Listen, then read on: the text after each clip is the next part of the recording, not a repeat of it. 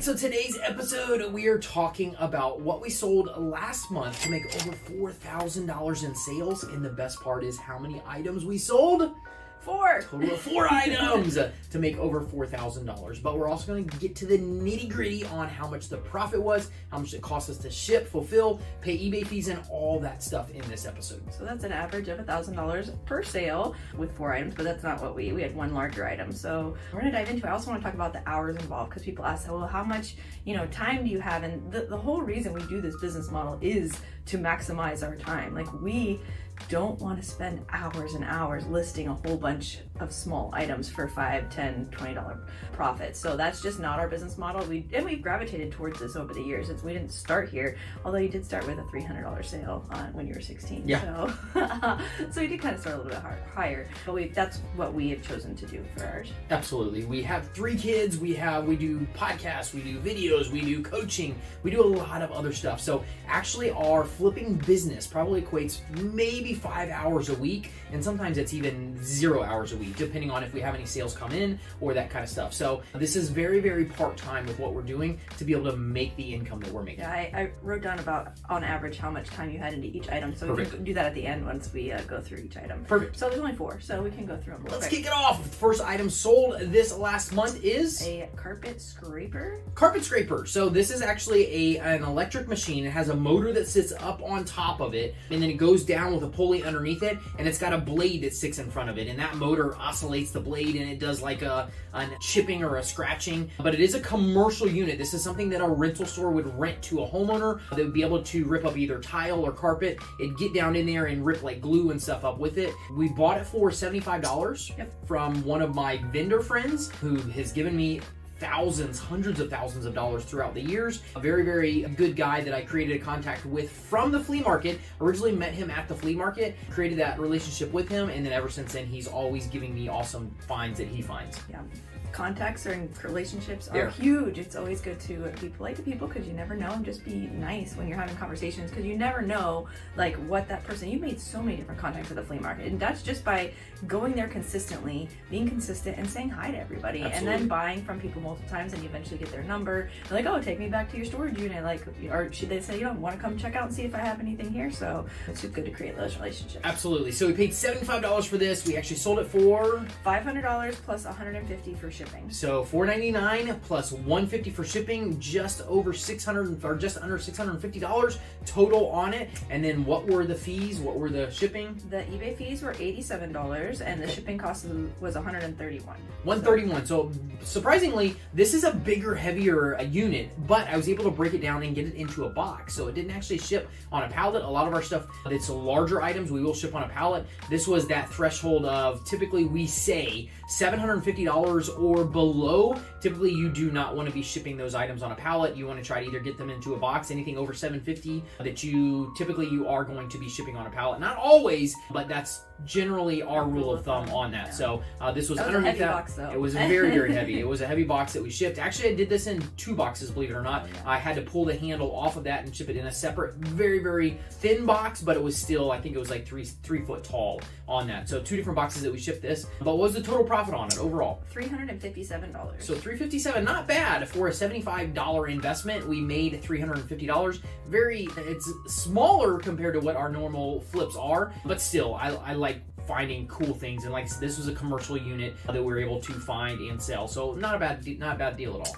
So the next one you didn't really want to sell, so it was the boombox. The boombox. This one was, we actually got this from a local thrift store. I went in there, and I don't remember what sparked my interest on this. I think I had looked up boomboxes on eBay and saw that some of them were insane, some vintage boomboxes. So this was from, I believe, the early 90s, if I'm not mistaken. Vintage 90s. One of those cool boomboxes, had the speakers on the side, had the tape deck, 2 tape decks on it, and then had a 5-disc CD changer on the top. So it was a little bit newer than the more expensive ones that we'll sell from the 80s, but still a really, really cool one. We actually got it from the local thrift store, not that far from our house. How much did we pay for it? We paid $15 for it. $15 from the thrift store, sold it for $250. $250. And the guy that got this was very, very excited to get it. He messaged me multiple times asking me about the condition. Once he got it, he said this is in way better condition than I assumed it was in. So he's very, very happy about that. But as I pulled this out, we put it in storage right after I did it. I started playing some DVDs DVDs and, or sorry, CDs and some tapes that we had, just to making sure everything was working okay before I shipped it. And the kids were having a blast with these. It's like, oh man, we should have kept it. Ugh, it was so crazy. But anyways, we had fun. I packaged it up, had a good time getting it packaged up and shipped it out. So $15 to $250. What were the numbers? What were our breakdowns? $25 for eBay, and shipping cost was $21. So total profit was $189. $189, and not spectacular, but remember, this didn't go in a monster box either. It was not that big. It was a very, very light, but at $21 to ship, you know, that's not a monster box. So yeah. Still killer deal. Got to play with the kids a little bit on this, a smaller item, so not too bad. The next one was an interesting one. So this was a thrift store find. Say that 3 times fast. I know. That you got for $10. Okay. It was the oxygen bar that you sold for $750. So this one's cool. We were actually on a road trip and I found this at a thrift store. Didn't know what the heck it was, but then did a little bit of research, found it, and retail on it, I believe, was $2,000 to $3,000.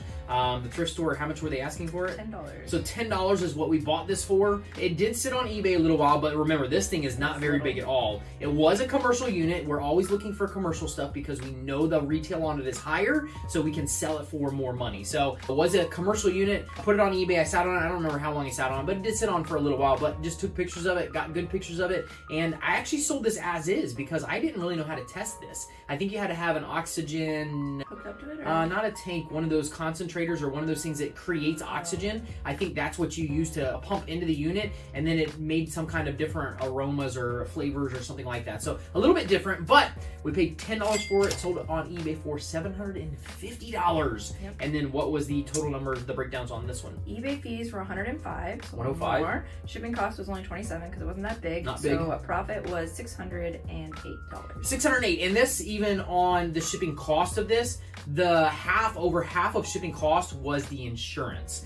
So that is a good note for you guys to know. Even on all of our items, this one was $750, so I had to have the buyer sign for it. Anything, that's the threshold, right? $750. It is. So anything $750 or above, you have to have your buyer sign for it. eBay requires you to do that just to verify that they received the item, and for insurance purposes, the buyer has to sign for this, direct signature on this. So they're expecting it, they're signing for it, and that way if anything does happen, the insurance has no problem going through. So one thing that you do want to remember is do the insurance, have them sign for it, and the biggest thing is definitely pay for the insurance.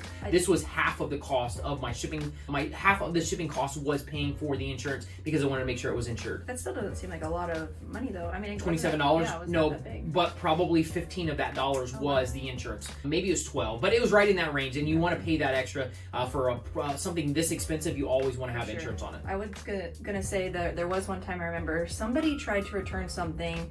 It was like 2 years ago now, and they ended up going to their credit card because they didn't win in eBay. They went to their credit card and said they never received the item, but they signed for it, so we won automatically. Absolutely. So it's like, that was probably not the best excuse you could have put. Like, I hate it when people try to lie. That just drives me nuts. Like, duh. Like, if you have a legit issue, we're gonna help you and we're gonna work through it. We'll troubleshoot the unit, whatever we need to do. Like, we're gonna help the customer and make them happy. But when people try to lie, and drives me nuts. But anyways, we won because they signed for it, so we won that one. We had the proof. All we had to show is the proof from the company that actually delivered it. They got the signature. We got the documentation. We were able to prove it. So that kind of stuff, yeah, you want to make sure that your T's are crossed, your I's are dotted when you're doing this. And like I said, the biggest thing, always pay for insurance. If it's over $750, make sure they're signing for it. Those are the big things that you'll be able to do if something does happen and it goes, the sale goes south. All right, the last one was the big one. Number 4 was the wheelchair. Wheelchair. So we got this thing. Surprisingly, I had this thing for a little while. So this one's kind of a unique story. I got the wheelchair. I probably was regretting it after I bought it, just because it smelled of cigarette smoke. And I didn't know how hard it would be to get the cigarette smoke off of it. I wiped it down, scrubbed it down, could not get the cigarette smoke off of it. So what I ended up doing, and this might be a big thing for anybody who deals with reselling something that might have cigarette smoke like baked into. I feel like it was into the plastics, and I didn't know it until I really picked it up, and I felt bad. I couldn't just turn away from the deal either. So we bought it, brought it back, and I didn't probably list it for a couple months because I didn't really, I didn't really go into it and get it all cleaned up and all that stuff. But when I started to, the way that I got the cigarette smoke off of it, the smell of it, was I got a big bag from U-Haul, a mattress bag. And what it was, I think a king-size mattress bag. I actually drove it into, so I opened up the bag, put it on the ground to where I could drive the wheelchair into the bag and then totally enclose it. And what I did is take a whole box of baking soda.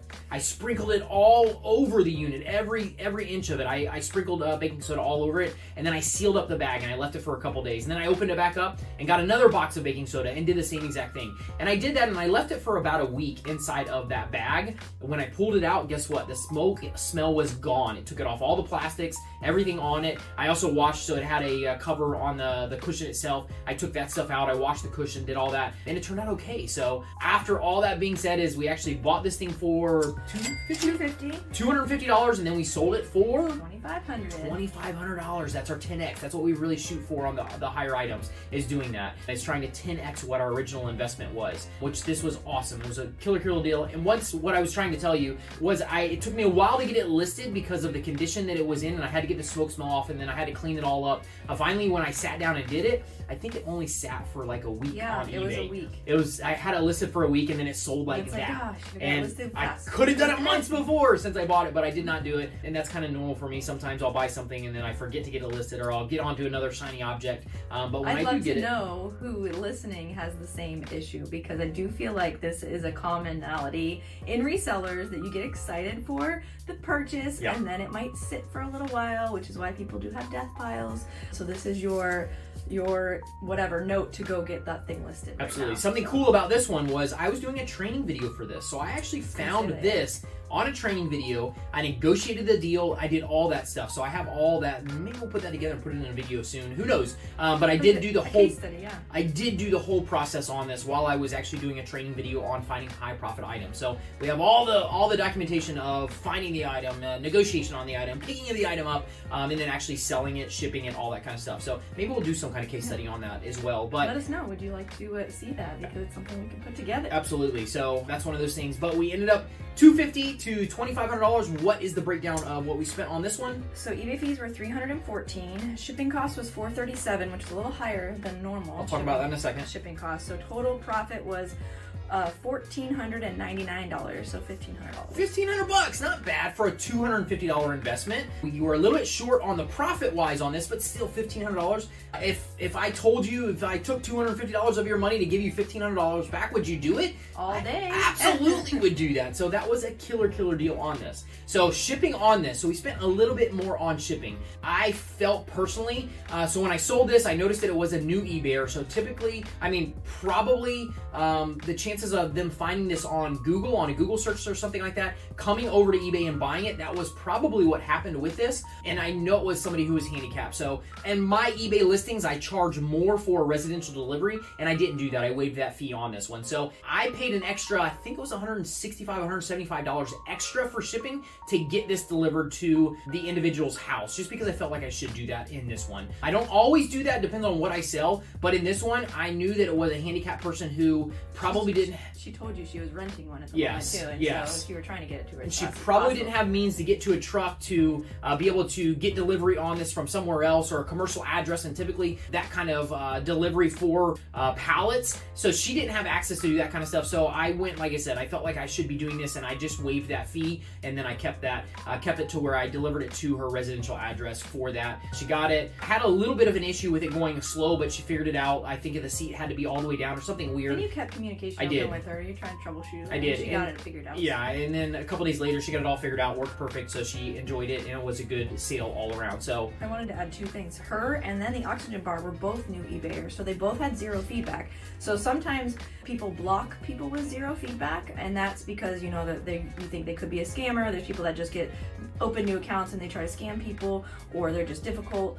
But for us, we have found that for a lot of times people find us on Google and then they open up an eBay account and then they buy the item. Yep. And we've not had, knock on wood, bad instances with zero feedback people. So, I mean, maybe in the past, but not like a lot of people do. Absolutely. Have zero feedback. So absolutely. I thought that was interesting. 2 out of the 4 sales were brand new eBay people. For us, we do not block. And they're the bigger sales. Yeah, so we do not block people with new eBay accounts because that's how eBay puts this stuff.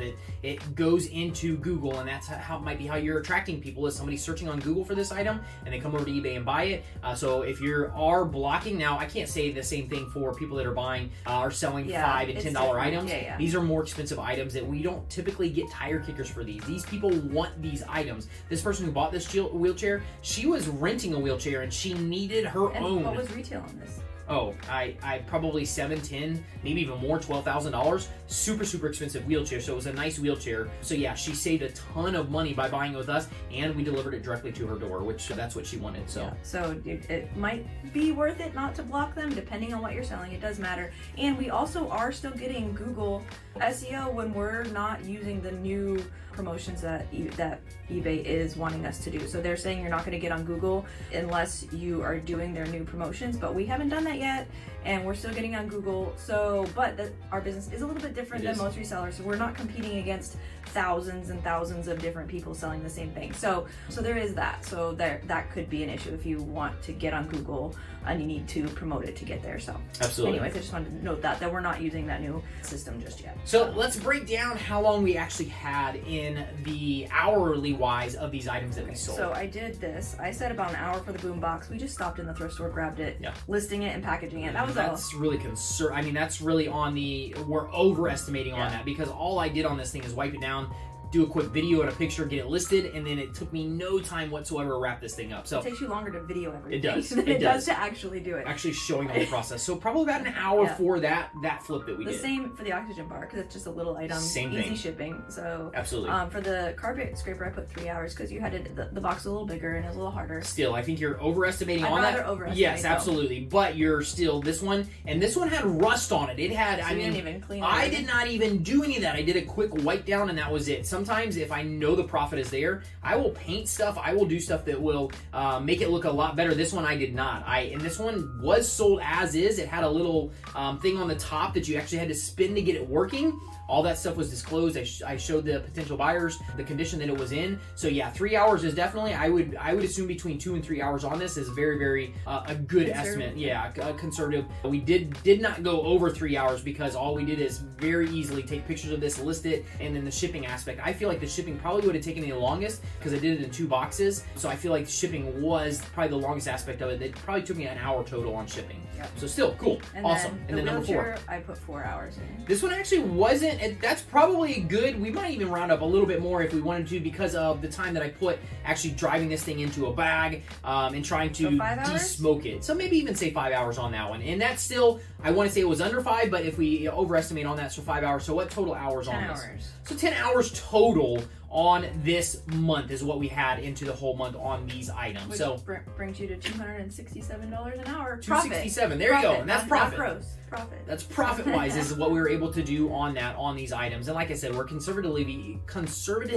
giving the estimate hourly-wise what it took us to do this. But you can see with what we do, breaking it down, that's exactly what I talked to you guys through. And that's, yeah, I feel like that is conservatively. Yeah, so that was our month last month. So we're working on getting some more stuff listed this summer. And yeah, thank you so much for being a part of this podcast, and we're excited for the rest of the summer. You guys are awesome. Hey, I'll give you a little teaser of one of the items that is coming up. We bought a killer item from a local auction. $88 is all I spent on it. The retail on this item is $56,000. We'll be doing a video pretty soon of once that item sells, but I'm super excited about that. Get listed so it can sell. That's it. So stay tuned.